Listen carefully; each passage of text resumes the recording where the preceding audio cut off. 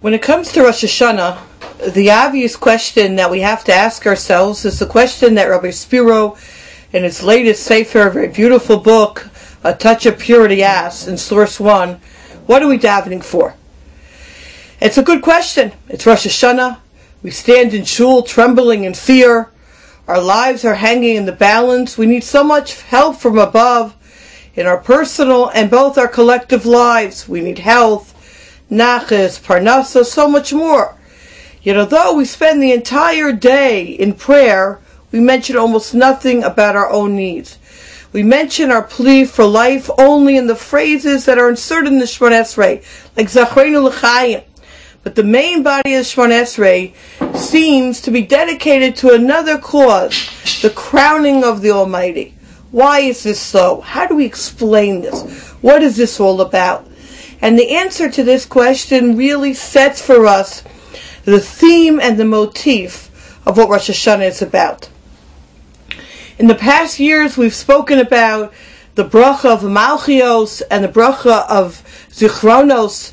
We know there are three special brachas that are added in the Musaf: Shemona Esrei, Malchios, crowning God King, Zichronos, remembrances. So this year I wanted to spend a little bit of time on the third of the three special brachos, and that's Shofros, the bracha that details for us the blowing of the shofar. And here the Siftei Chaim, really the Rinas Chaim of Chaim Friedlander's Atzal notes in Source 2. All three special sections of Rosh Hashanah Musaf prayer, the Malchios, Zichronos, and Shofros, consist of a prologue followed by 10 verses. The prologue serves as a means of clarification of the essential meaning of the blessing, such as the prayer of Aleinu L'Shabeach, crowned God as King, in the Malchios.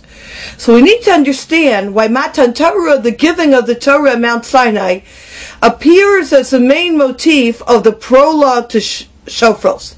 In addition, it would seem natural to quote for the three Torah verses of the Shofros prayer passages concerning the shofar blowing in Rosh Hashanah.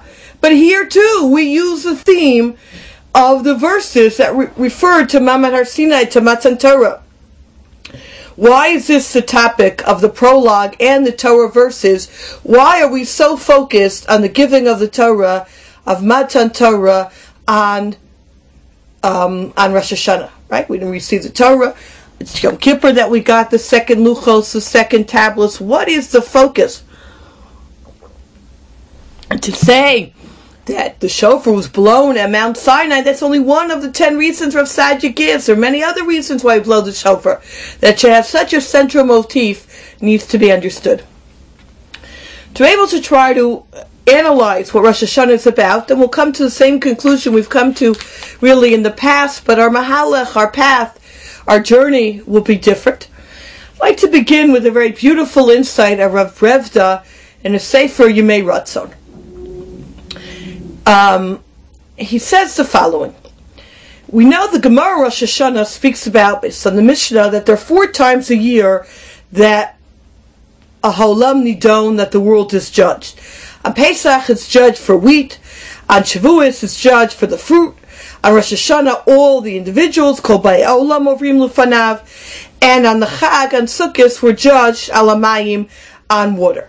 And the Gemara then details, well, if we're being judged, what do we do that we should have a good judgment? So the Gemara says that on Pesach, Haviu Lufonai Omer Pesach, bring for me the Korban Omer. And on Shavuos, bring for me Lufonai the Shtei Alechem, the 2 loaves of bread.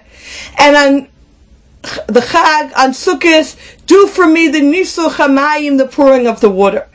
And in Rosh Hashanah, Imru Lefanai, instead of Haviu Lefanai, say bringing in front of Hashem, we have Imru Lefanai, we say in front of Hashem, the Malchios, Zichronos, and Shofros. So ask Rav Brevda, if we were going to be consistent in the Gemara, it would make more sense that we should bring ourselves, so to speak, as a korban. If all the other things are bringing in front of Hashem a sacrifice, a gift in the Beis Hamikdash, should we not bring ourselves on Rosh Hashanah?